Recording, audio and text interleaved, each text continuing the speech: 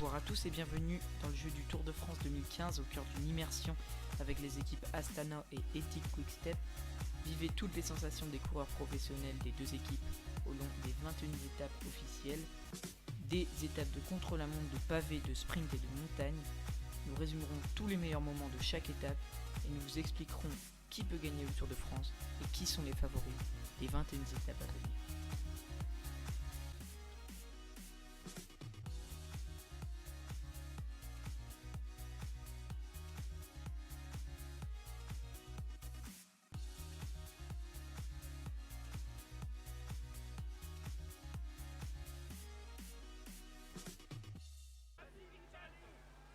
Bonjour à tous, on se retrouve pour la 6e étape de ce Tour de France 2015 en immersion avec deux équipes, l'équipe Astana et l'équipe Ethic Quick-Step.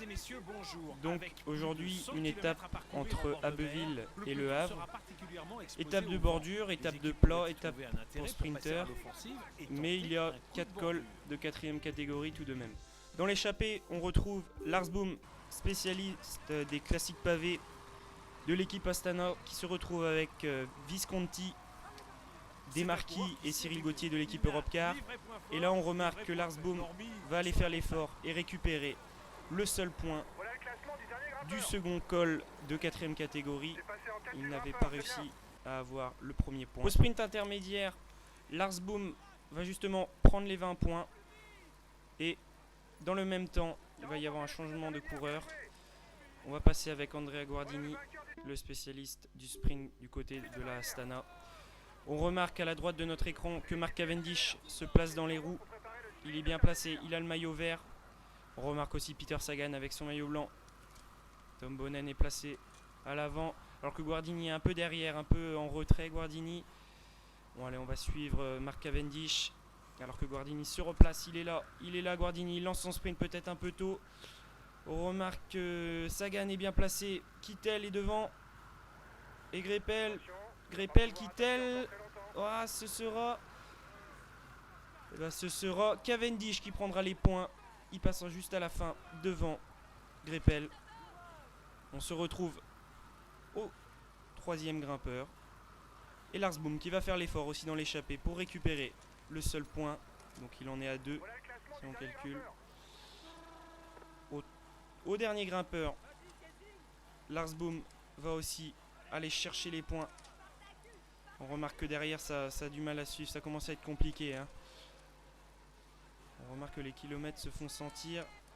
Et Lars Boom va prendre aussi le point, donc il sera à 3 points à son actif. Et on se retrouve dans l'échappée et on remarque qu'ils ne sont plus que 2. Alessandro Desmarquis de l'équipe BMC et bien sûr Lars Boom de l'équipe Astana. Et c'est Lars Boom qui va faire tout le travail.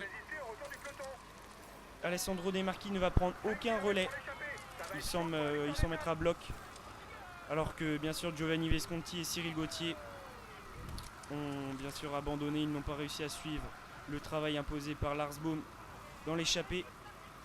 Et on se retrouve à 2,5 km de l'échappée. Ça peut être possible alors que derrière Michal Kwiatkowski est en train de rouler avec l'équipe Quick-Step. Julien Alaphilippe et Tom Boonen envoient un très gros braquet. Alors que ça devient compliqué pour Lars Boom. Alors que Desmarquis ne prend strictement aucun relais. Il laisse le travail à Lars Boom. Et on atteint la banderole du dernier kilomètre. Alors que Lars Boom lance son sprint. Lars Boom qui est près de l'échapper. Il va se faire rattraper par l'avant du peloton. C'est terrible. Et Greg Van Avermaet, le coureur de l'équipe BMC, va gagner cette étape. Devant Arnaud Démare et Alexander Christophe. Et puis Michal Kwiatkowski fera 7. Et c'est terrible pour Lars Boom qui finira 13. Lui qui était si proche de l'arrivée. Et au classement général, Cancellara gardera son maillot jaune. Merci d'avoir suivi cette vidéo. Salut.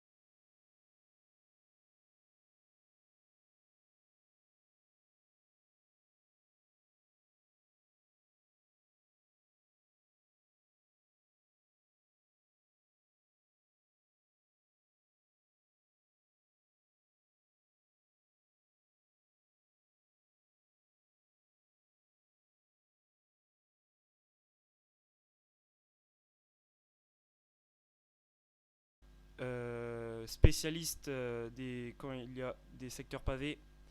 Et là, il va aller prendre les points de ce putain de merde, c'était le deuxième. Hamdoulillah, tout ira mieux demain, j'espère.